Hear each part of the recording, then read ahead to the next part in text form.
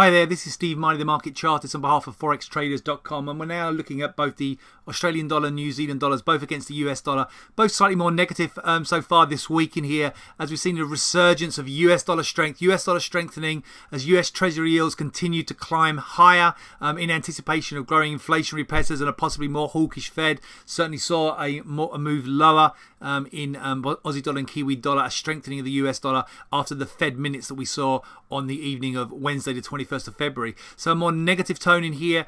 Here's the sell-off post those Fed minutes, back down from 78.79, taking out support here at 78.01. For the Australian dollar, whilst above, we see a range theme really at the moment between 80.46 and 77.56, but there's real growing threat for a challenge to 77.56, through which we'd see a more bearish shift out of that range environment. For the New Zealand dollar, the underlying intermediate term theme is bullish whilst above 71.75, and we only just recently last week pushed up to 74.37 to match the peak here from January. However, the subsequent setback does aim the market back lower, down towards maybe 72.38, 30 kind of area going into late February, and should 71.75 surrender, then that will be a double top pattern and the theme would shift certainly more bearish or certainly more negative going into late February, early March. So negative theme for both the Aussie and New Zealand dollar as we've seen the resurgence of that US dollar strength.